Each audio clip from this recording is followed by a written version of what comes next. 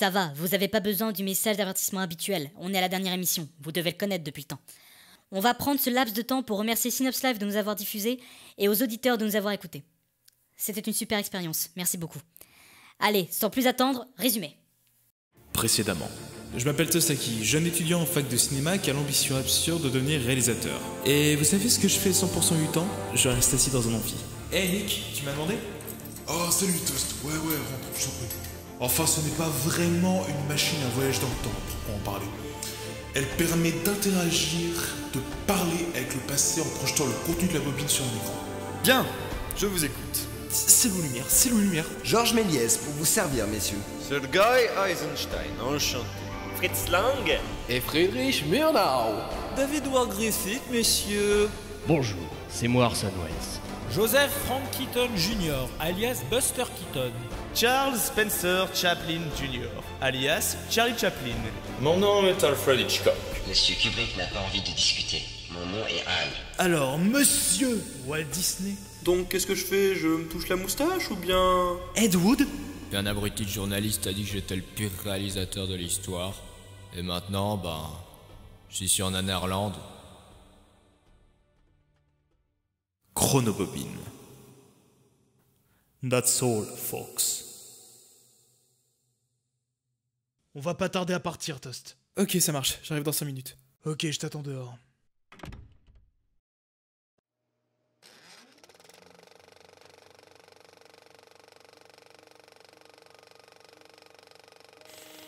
Bon, je sais que je suis pas un grand réalisateur, mais je vais commencer à utiliser cette chronobobine vierge pour moi. Ça fera un souvenir qui durera... pas éternellement, mais vachement longtemps au moins. À mon portable, on est le 15 juin 2013, et je m'apprête à partir pour 2 mois, avec Nick, pour enregistrer des nouvelles bobines. Je vais rencontrer des réalisateurs, je vais pouvoir discuter avec eux, et je vais te payer. Bon, Voilà, je fais pas ça que pour l'argent non plus, hein. Mais si ça me permet de suivre des cours d'une bonne école, j'ai tout gagné. J'aurais pas à faire un crédit de 20 000 € à rembourser sur 6, 8, 10 ans. Beaucoup trop d'années, quoi. Et je pourrais voir le futur un peu plus sereinement. D'ici 3 ans, j'aurai terminé mes études. Et si j'ai de la chance, 4-5 ans après, je pourrais... peut-être travailler sur un premier film, peut-être, ou une série, je sais pas. Je crois que je remercierai jamais assez Nick pour l'opportunité incroyable qu'il m'a offert. Le gars que vous voyez sur cette bobine, c'était moi il y a 15 ans. Pourquoi vous montrer ça, chers étudiants? Je préfère prévenir, ce n'est pas pour une quelconque question d'ego surdimensionné, bien au contraire, j'ai pas envie de voir ma gueule sur un écran de 4 mètres. C'est pour vous montrer avant tout ce qu'il ne faut pas faire. Et là, je suis sûr que vous vous dites, qu'est-ce qu'il en sait, ce pauvre con, c'est un prof, pas un réel. J'ai envie de mettre les choses au clair dès le premier jour de cours. Après mes 3 ans d'études, j'ai fait différents boulots dans l'audiovisuel, comme cadreur et monteur pour des chaînes locales. Vers 2018, j'ai commencé à écrire pour une série française assez nulle, car il fallait bien payer le loyer et la bouffe. Surtout sur Paris, mais bon, ça je pense que vous comprenez. Donc pendant ce boulot alimentaire, j'ai conçu et présenté une série qui a pu être produite et diffusée sur France 4 en 2020. Malheureusement, les 6 épisodes feront un bide malgré des critiques plutôt correctes. Après cet échec, ce cher Nick dont je parle dans ma chronobobine me propose un job aux États-Unis, ce que j'accepte. J'ai pu réaliser là-bas 2 films qui seront tournés respectivement en 2023 et en 2026. Ils seront remboursés, mais vu leur petit budget, c'était pas trop difficile. Nous sommes maintenant en 2028 et me voilà devant vous, à faire ma bio. Et pourquoi vous nous dites tout ça? Justement, Nice. Je vais t'appeler étudiant numéro 1 pour le moment, je ne connais pas vos noms à tous. Si je dis tout ça, c'est parce que comme beaucoup d'entre vous, au fond de moi, je pensais que j'avais quelque chose à apporter. Un talent particulier pour écrire, pour faire de belles images, ou pour créer des effets spéciaux. Si vos fesses sont posées sur les chaises très inconfortables de cette école, c'est parce que vous pensez avoir du talent.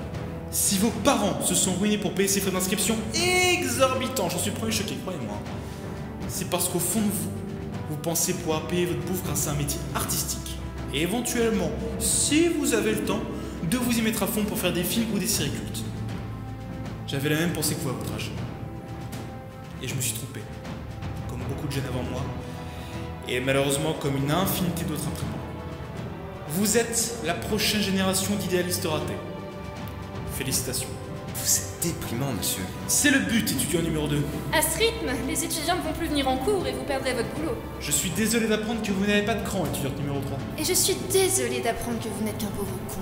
Ah bah voilà, enfin un peu de confrontation, j'attendais que ça. Dites tout haut ce que vous pensez tout bas. L'objectif d'un prof, c'est pas de nous aider pour réussir notre futur? C'est ce que je suis en train de faire. Oui, en voulant nous diriger vers un tout autre choix de carrière. Tu veux devenir réalisatrice? Pardon? Toi, étudiante numéro 3, si t'es ici, c'est pour devenir réalisatrice. Oui, je le serai pas directement après mes études, je sais que je ferai plein d'autres métiers avant, mais j'aimerais à la fin être une réalisatrice. Pourquoi? Parce que c'est toute ma vie. Mes parents avaient acheté un caméscope quand je suis née, et quand j'ai eu 5-6 ans, je l'ai pris pour faire des vidéos. C'était mauvais, mais j'adorais ça.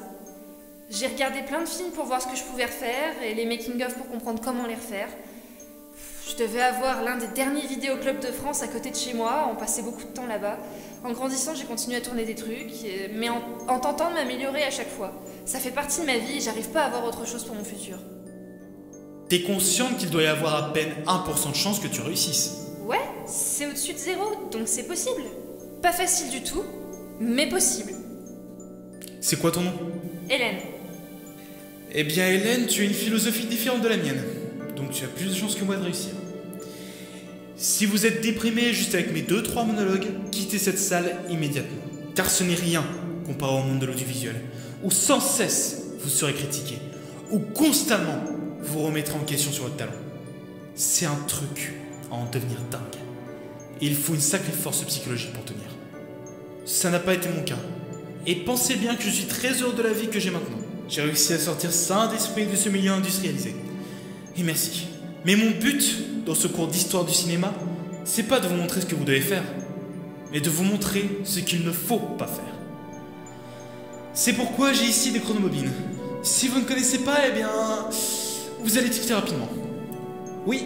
J'en ai entendu parler, mais ça n'appartenait pas à Nick Prosky? Tout à fait, c'est lui-même qui me les fournit. Il tient un cinéma dans le 6e, et pendant l'été, il aime bien voyager pour enregistrer des bobines. Ça fait son salaire pour l'année. Bon, préparez-vous à noter et n'hésitez pas à poser des questions à la personne que je vais projeter.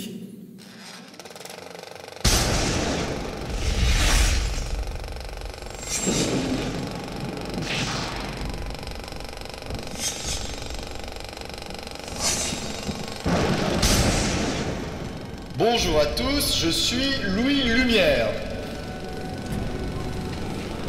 Je me doutais que ça allait provoquer un peu d'émoi. Ça va Louis? Bien, et toi? Ça va pas mal. Prêt à raconter ta vie devant 200 étudiants? Là, je suis fin prêt.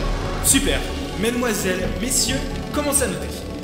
Donc, monsieur Louis Lumière, tu es né le 5 octobre 1864 à Besançon, environ 2 ans après ton frère Auguste. Tu as vécu un peu après dans la ville de Lyon, où tu vas devenir photographe avec ton frère, comme ton père. C'est ça, on était avant tout des industriels qui travaillaient sur la fabrication de plaques photographiques. Et c'est ton père en 1894 qui va te donner l'idée du cinématographe, c'est ça? C'est un peu plus compliqué. En allant sur Paris, mon père a découvert la dernière invention de Thomas Edison, le kinétoscope. Pour expliquer simplement aux jeunes, c'était une sorte de caisse d'une hauteur d'1,20 m, munie d'un oculaire. On pouvait voir des photographies s'animer au fond de la caisse. Notre père nous en a parlé et on a amélioré le concept.